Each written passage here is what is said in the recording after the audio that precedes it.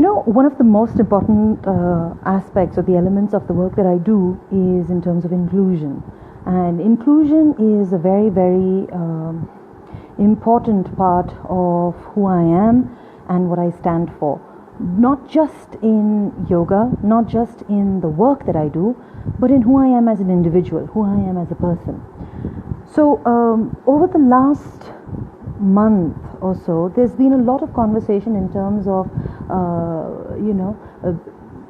inclusion and inclusivity, not just in the kind of work that we do, but also in the narrative of what's been going on in India, the elections, and that's when it got me thinking that this entire concept of us having our values, of us having our ethics in place and what we believe in place, makes a difference and an impact not just on our immediate relationships, be it business or personal, but goes on to spill over into describing what kind of a society we live in, what kind of a country we live in, and what kind of a world we're actually a part of. So I've always thought in terms of, you think global and you act local. So even though standing up and showing up every single day for your values and what you believe in may seem to be very immediate in its effect, the impact is compounded. The impact is like a domino effect, because something somewhere, like the butterfly effect, it just moves on everywhere. Now, the reason I'm so passionate about this today and so driven to speak about this today is two things happened over the past week, or over the past 2 weeks instead. One, there was an instance about something that happened in the yoga community that felt very personally humiliating for me. I took offense, and I sat with it for a while to figure it out, if it was just me or what it was about. Really couldn't make sense, and I thought, maybe this would resonate with a lot of other people too, in terms of harm they perceive, in terms of pain they perceive, without being able to make sense of it. And I had to speak up. I felt that speaking up was important. One, because it may prove to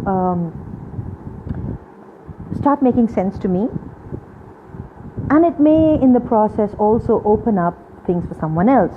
And while it was opening up things for me, I was willing to be offered an alternative perspective, to identify or to understand it in a way which in my current situation I probably wouldn't.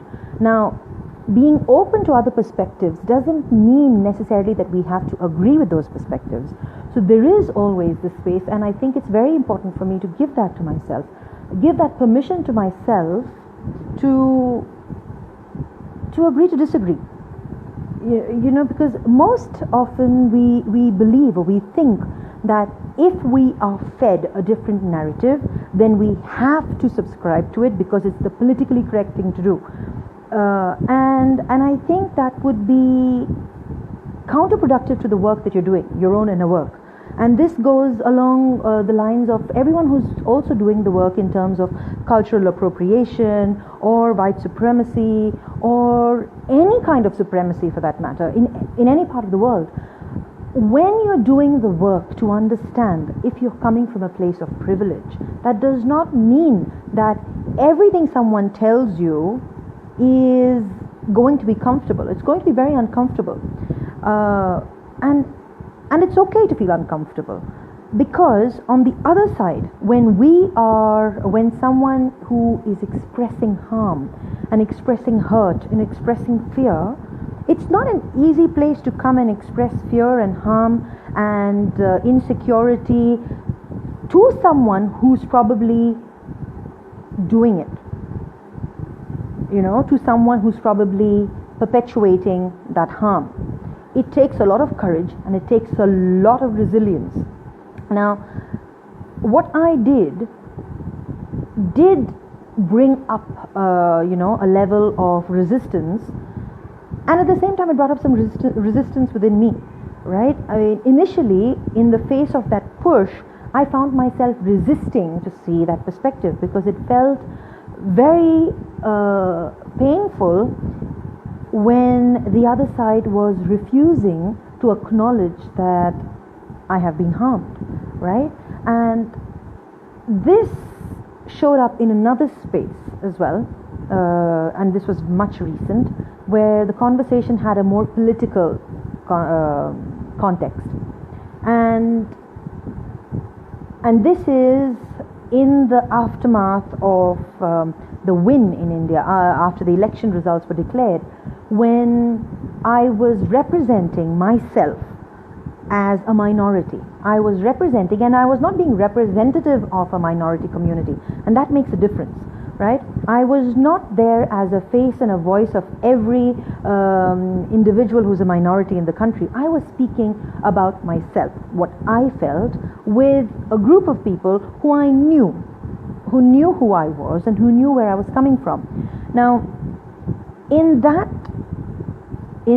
community, in that group of people who were discussing, there was still, there were various shades of understanding in the spectrum of where we stood in terms of minority, where people were celebrating the win and where people were saying, listen, I'm still not very sure what's happening.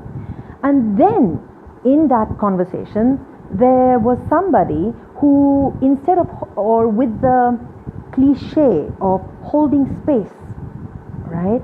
And it was a cliche, it was a cliched offer of holding space, loaded with sarcasm and dismissal. A dismissal of my fear, a dismissal of my experience, and as if to say, listen, that doesn't happen.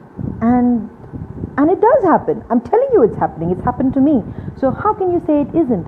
So in a narrative, in any kind of shift, the reason I'm speaking out today is because the conversation was about where someone said that I was a rebel, right? They said that, Lavina's a rebel. She just speaks her mind and she doesn't think of, the consequences, and she's so daring. I'm like, hell no.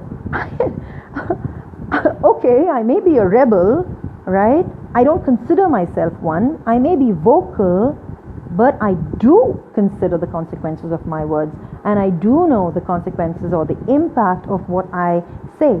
I do have people who, listen to or pay attention to the words that I speak, and there is an impact, there is a difference, there is a responsibility and accountability to what I say.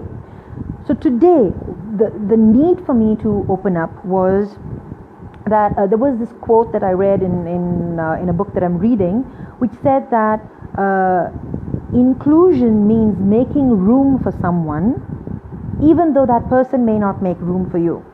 And a friend of mine uses the analogy of, or the words, the way she expresses it is, when you're trying to hold the mic for someone, make sure you're holding it, but not grabbing it and speaking it for them.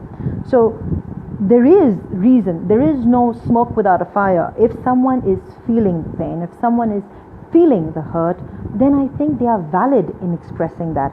And their pain, the extent of their pain and the extent of their experience is just as valid. So do recognize that when you're holding space for someone, it is okay to feel uncomfortable, but it is also required that you really allow them to speak where they're coming from. All right? See you. And oh yeah, before I go, this is a very, very beautiful magenta silk Kanjivaram, and I love it. I love wearing this sari. I'm wearing this purely for my daughter today. So see you all soon. Bye.